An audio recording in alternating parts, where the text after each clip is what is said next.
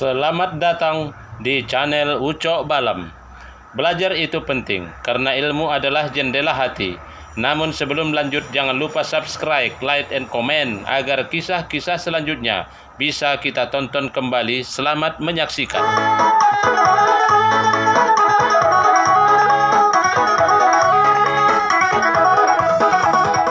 Sumatera Utara terdiri dari beberapa suku. Di antaranya adalah suku etnis Angkola, Mandailing, Karo, Toba, Simalungun, Pakpak, Jawa, Nias, dan Melayu.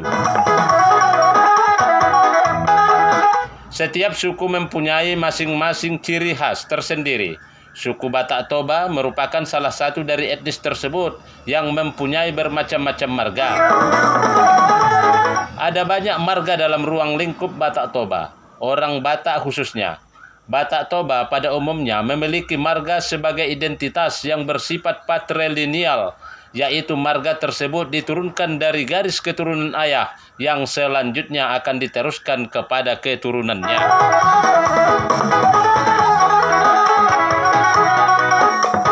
Nah kawan, ketika sesama masyarakat Batak Toba bertemu, mereka akan saling menanyakan marga tersebut terlebih dahulu dengan tujuan untuk mengetahui partuturon atau panggilan. Marga-marga dalam suku Batak Toba tidak hanya satu, melainkan banyak. Dari tiap-tiap marga tersebut memiliki sejarah mitologi dan tarombo atau silsilah masing-masing. Sejarah membuat keunikan tersendiri dalam marga-marga yang ada di suku Batak Toba. Kawan, beda marga, beda pula alur ceritanya.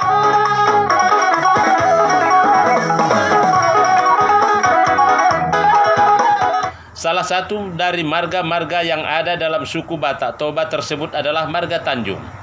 Seringkali masyarakat beranggapan bahwa marga Tanjung itu berasal dari Sumatera Barat. Padahal tidak kawan.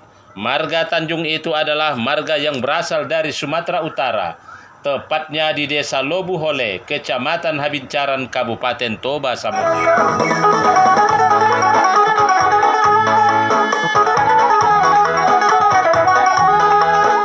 Marga Tanjung merupakan salah satu marga yang ada dalam suku Batak.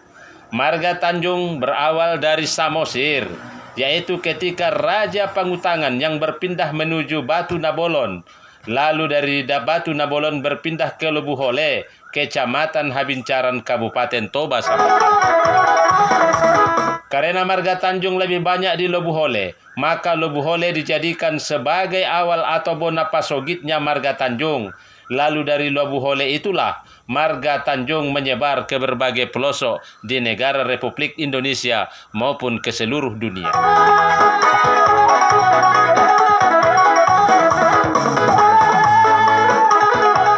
Perlu kita ketahui kawan, bahwasanya marga Tanjung adalah salah satu bagian marga dari keturunan si Raja Borbor. Adapun keturunan si Raja Borbor antara lain marga Tanjung, Lubis, Pulungan, Huta Suhut, Pasaribu Habeahan, Pasaribu Bondar, Pasaribu Gorat, Saruksuk, Batubara, Sipahutar, Harahap, Matondang, Tarihoran, Parapat, Rambe, Simargolang, Daulay, dan Rangkuti, yang kesemua itu tergabung di dalam Borbor Marsada.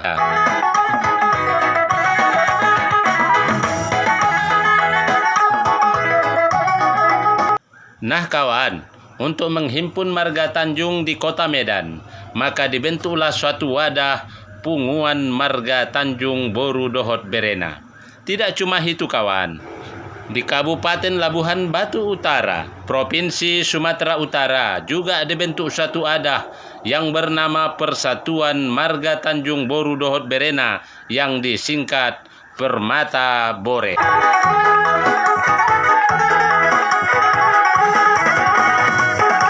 Ya kawan, sebagaimana marga-marga lain, marga Tanjung juga ada mempunyai benda-benda pusaka yang ada di Lobuhole seperti tongkat panaluan, tarombo, pisau suri, gotong-gotong yang dililiti dengan kain warna putih, hitam, dan merah.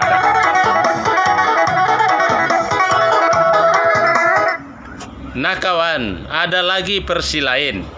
Sejarah marga Tanjung di Tanah Bata memanglah sangat istimewa.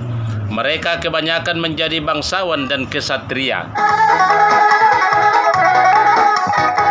Dalam sejarah Sisingamangaraja contohnya kawan, diketahui bahwa orang-orang marga Tanjung menempati posisi yang istimewa seperti panglima daerah militer, yaitu Sarip Tanjung yang diangkat oleh Sisingamangaraja menjadi panglima militer di wilayah Dairi.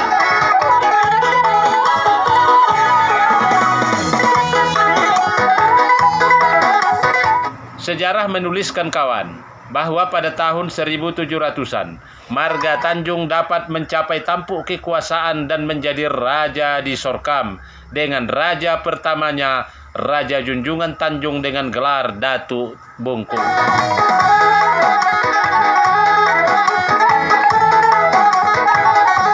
Junjungan Tanjung berasal dari Sipultak, Kecamatan Pagaran, Kabupaten Tapanuli Utara. Dia berkuasa di Kerajaan Sorkam pada tahun 1757 Masehi.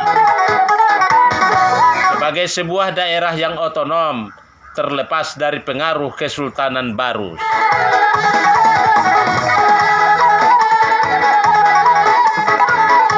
Pada awal tahun 1992 kawan, dalam upaya pencarian sejarah, dibentuklah panitia pemugaran makam dan penyusunan silsilah Tarombo Sorkam.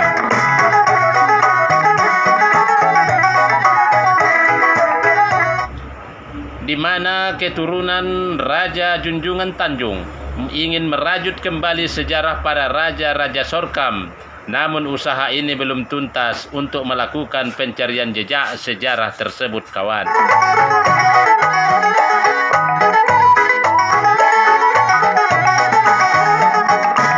Yang berhasil ditemukan sebuah prasasti Raja Jangko yang bergelar Datuk Raja Ahmad Tanjung yang wafat sekitar tahun 1926 Masehi di Laut Sakutra tak lama berselang setelah ia menunaikan ibadah haji.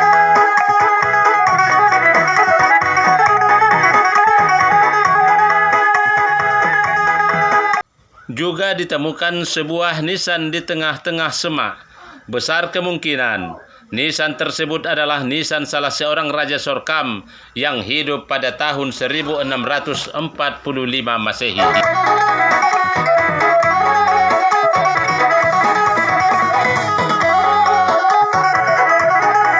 Adapun dinasti Raja Tanjung yang berhasil dirangkum oleh panitia pencari fakta sejarah Kerajaan Sorkam antara lain: 1.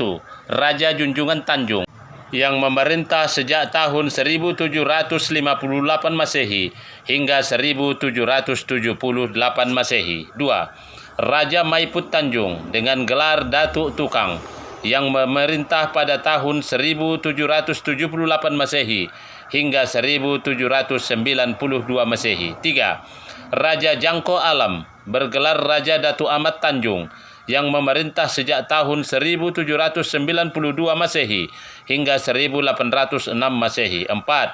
Abdul Hakim Datuk Naturihan Tanjung dengan gelar Raja Ahmad memerintah sejak tahun 1806 sampai 1841 Masehi. 5.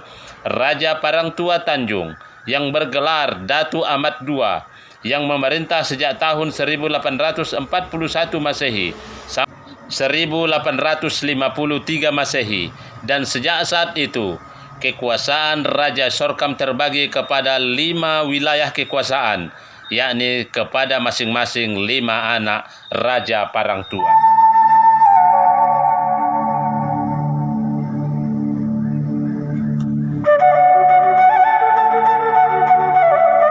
Nah kawan, perlu kita ketahui bahwa keturunan raja-raja Sorkam ini kemudian menyebar ke penjuru Nusantara pasca kepunahan Kerajaan Sorkam.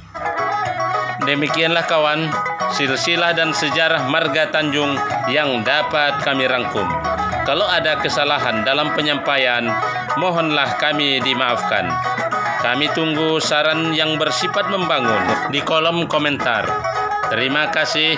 Salam hebat, luar biasa. Sampai jumpa di video berikutnya.